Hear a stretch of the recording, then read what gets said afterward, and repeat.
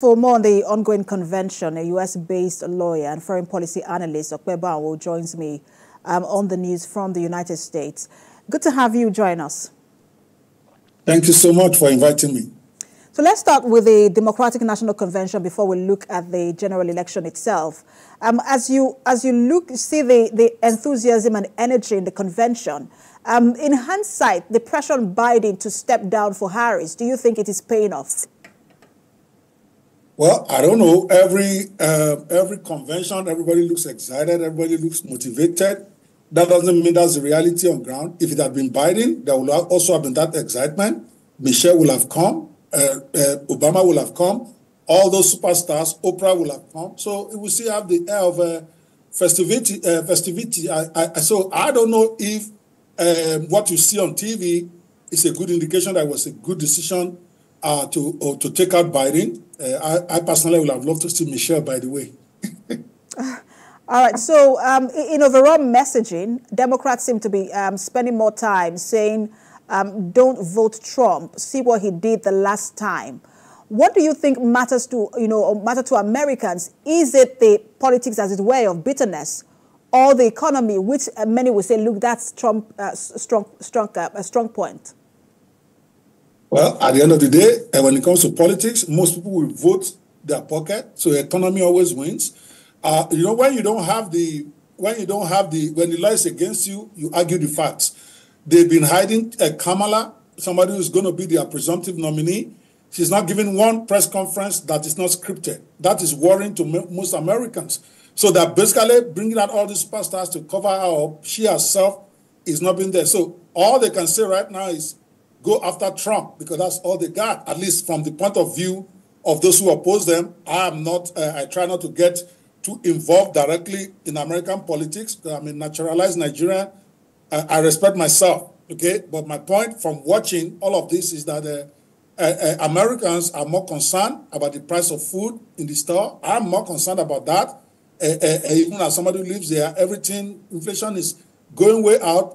Immigration is a big problem. So we have major issues than all these attacking Trump, rather than telling us what are they going to do to make the price of rice go down in the market, to solve the major problems we have in the nation. So it's a concern.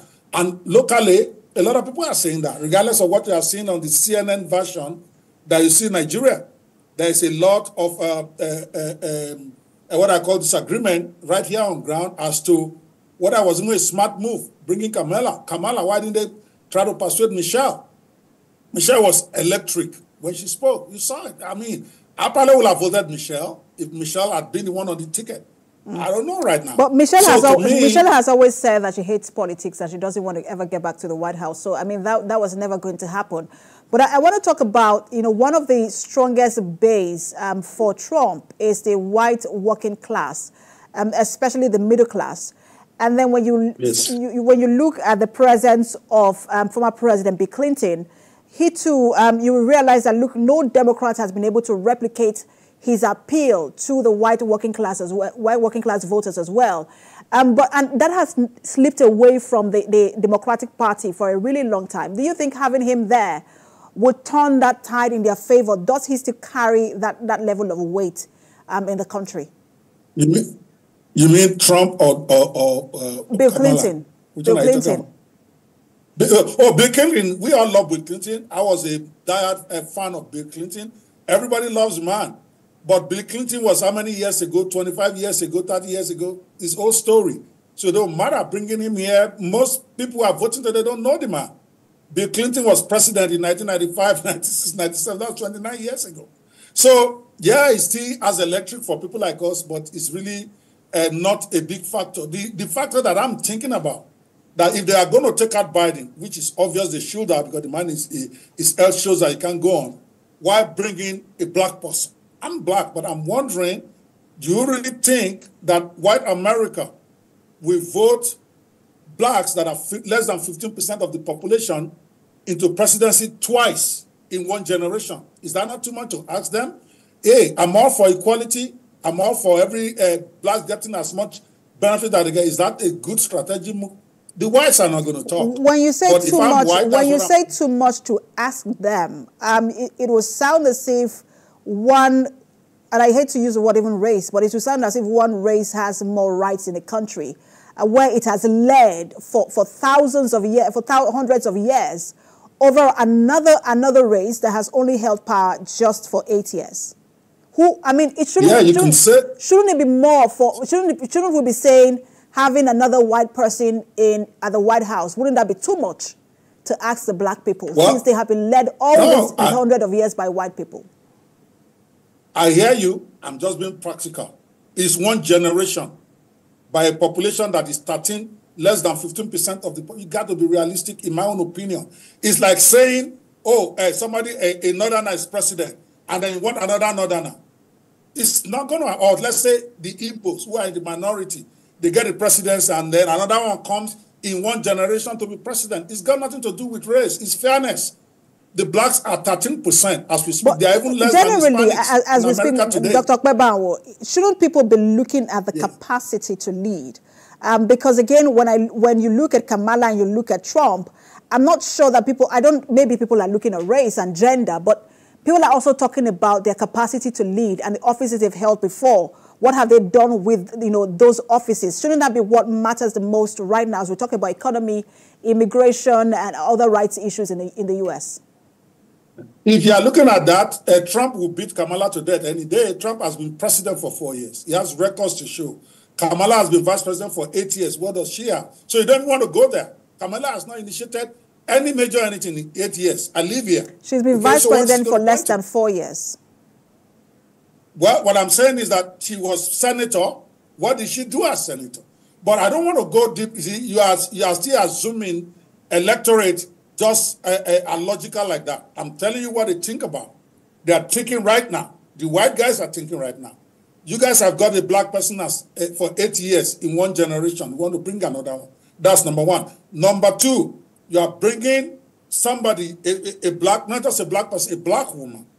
America, by the way, is ripe for a woman, but whether they're going to rally behind a black woman, I don't know. I'm black. I'm not emotional about this. I'm just giving you the bare analysis. So, Dr. Okpebanwo, what I hear you say is that beyond the economy, beyond immigration, beyond abortion rights and all, that race and gender will play a very huge role in deciding who becomes the president of America in this election. It definitely will. It always did. When it's on the side of the blacks, we don't complain. Obama got 92% of the votes of the blacks, but the blacks did not say they were racist. But if it is the white people that got 92%, we will say they are racist. We got to be fair here. We have to be right here. So, of course, Kamala also has a lot of supporters among the whites, but it's a big unsaid elephant in the room. If I am white, I'm not going to think it's right for Kamala to be president. Again, after we just got 8 years from a black person, that is 13%. It should be an Hispanic. Hispanics local, as they say in Nigeria. The Hispanics didn't get it, then we're going to go give it back to blacks. They will not say that because it is not politically expedient. But me, I'm an analyst, and I'm reading between the lines. But beyond that, even performance to performance, we have not seen it. Let them bring it out there that Kamala has better record than Donald Trump. I have not seen that. And I'm being very objective on this side. I want Kamala to win only because a black person is there. But in terms of records, I don't see that. In terms of the fairness of the situation, I don't see that. It's only somebody who's naive that will say race should not play politics in anything. Race always plays politics. Always factor in rather in any political situation. They may not say it, but it factors in. Even London, that is supposed to be the most liberal, you saw what's going on there. You see what's going on in Germany. It's real. It happened in Nigeria. People won't say it. So, and it's not always a bad thing when you're talking about fairness in a nation. What I'm saying to you right now is that the angle they are playing it, trying to demonize blacks that don't support Kamala, for instance, they are the one playing the race card. Because why should they support you just because you're black? Okay? If you are saying that, then the whites should support Donald Trump because he's white. So you don't want to go there because you're in the minority. We say America is a racist country. But how did Obama win twice with 13% black of the... Of course, whites voted for him. Now, I'm not saying they won't vote for Kamala. I don't know what America wants. I try to respect myself. I cannot tell America who should be their president. I'm just a naturalized American. It's my own children that will have mouth like that. You know, they say a stranger that doesn't get disrespected is because he respects himself in a land. I respect myself here. You will never see me talk anything publicly about who they should vote for. I know who I'm voting for. It's my right. That's all I'm going to say about that. No problem. We are following developments there, and we'll continue to report it as it happens. Thank you so much for your time, as always. A US-based lawyer and foreign policy analyst, Dr. Beban.